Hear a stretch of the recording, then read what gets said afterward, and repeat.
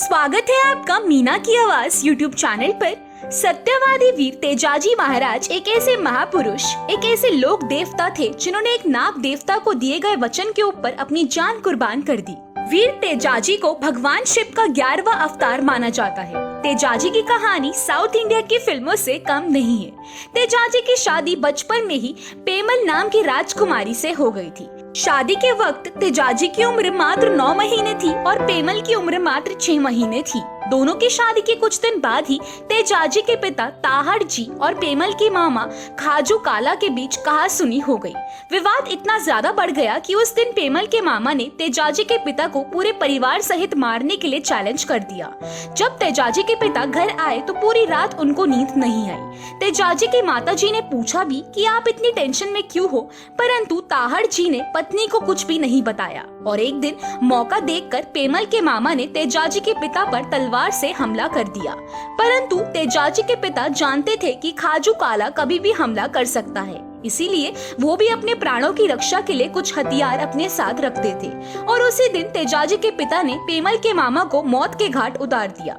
अगर तेजाजी के पिता पेमल के मामा को नहीं मारते तो वो तेजाजी के पूरे परिवार को मार देता। इसीलिए ताहड़ जी ने खाजू काला को जान से मारना ही सही समझा। पेमल के मामा की मौत की खबर जब पेमल की मम्मी ने सुनी तो उसको अपने भाई की मौत पर बहुत गुस्सा आया और उस दिन से पेमल की मम्मी ने पेमल को ससुराल नहीं भेजने का वादा किया, जिसके बाद दोनों परिवारों के बीच विवाद बहुत ज्यादा बढ़ गया।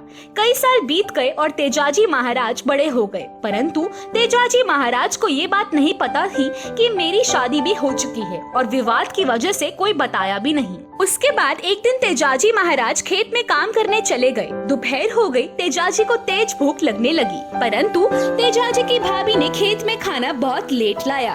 क्योंकि तेजाजी को भयंकर भूख लगी थी तो तेजाजी ने अपनी भाभी से कहा कि ये कोई टाइम होता है खाना लाने का, मैं नहीं खाऊंगा, वापस ले जाओ आपके इस खाने को। तो तेजाजी की भाभी ने गुस्से में कहा कि टाइम से रोटी खानी है तो अपनी पत्नी को ले आओ। तेजाजी ने पत्नी के बारे में सुना तो वो अचंभित रह गए। मेरी पत्नी, मेरी शादी कब हुई, ये सवाल तेजाजी के मन में घूमने लगे। तेजाजी तुरंत घर गए और अपनी मम्मी से अपनी शादी के बारे में पूछा तो मम्मी ने तेजाजी को सारी बात बता दी। तेजाजी उसी दिन अपनी लीलड़ घोड़ी पर सवार होकर अपनी पत्नी को लेने ससुराल चले गए, परंतु तेजाजी की सास ने अपनी बेटी पेमल को ससुराल भेजने से साफ मना कर दिया और तेजाजी को भला बुरा कहने लगी। तेजाजी वहां से गुस्सा होकर वापस अपनी घोड़ी से अपने घर की ओर निकल गए, परंतु जब ये बात पेमल को पता लगी कि तेजाजी गुस्सा होकर वापस अपने घर जा रहे हैं तो पेमल भी तेजाजी के पीछे पीछे आ गई और रास्ते में तेजाजी को रोककर एक दिन वहीं रुकने के लिए बोला।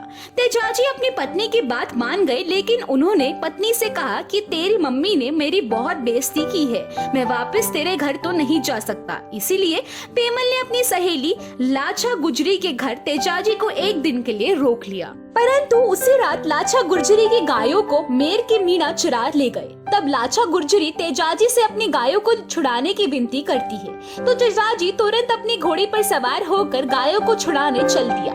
रास्ते में तेजाजी को एक सांप आग में जलता हुआ दिखाई देता है तो तेजाजी को सांप पर दया आ गई और तेजाजी ने उस सांप को आग की लपटों से बाहर निकाला तो सांप क्रोधित हो गया क्योंकि तेजाजी ने सांप को अपने जोड़ों से बिछड़ा दिया। तो क्रोधित सांप तेजाजी को डसने लगा। तभी तेजाजी ने सांप को वचन दिया कि मैं अभी लाछा गुर्जरी की गायों को छुड़ाने जा रहा हूँ, वापस आते वक्त आप मुझे डस लेना। सांप ने तेजाजी की बात मान ली और तेजाजी वहाँ गायों को छुड़ाने चला जाता है। तेजाजी ने मेर की मीणाओं से भयंकर युद्ध किया और लाछा गुर्जरी की गायों को छुड़ा लाता है। वापस लौटते वक्त रास्ते में सांप को दिया हुआ वचन तेजाजी को याद आ जाता है तो तेजाजी सांप के पास जाता है और सांप से कहता है कि मैं वापस आ गया हूँ, अब आप मुझे डस सकते हैं। परंतु सांप ने देखा कि तेजाजी का पूरा शरीर खून में सना हुआ था और शरीर पर घाव ही घाव थे क्योंकि तेजाजी युद्ध करके आ रहे थे।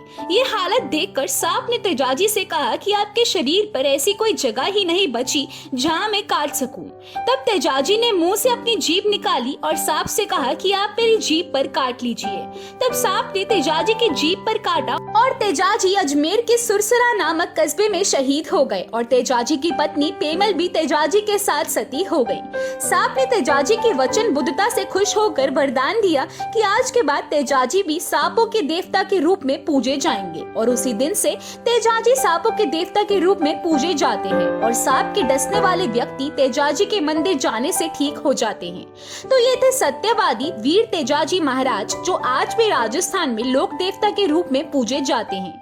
और तेजाजी के जन्म स्थान नागौर के खड़नाल और अजमेर के सुरसरा में बहुत बड़े मंदिर है। दोस्तों, आप भी कमेंट करके जरूर बताएं कि सांप डसने पर तेजाजी के मंदिर जाने से लोग ठीक होते हैं या नहीं। और वीडियो अच्छा लगा हो तो वीडियो को लाइक करें और हमारे चैनल मीना की आवाज को सब्सक्राइब करें। धन्यवाद।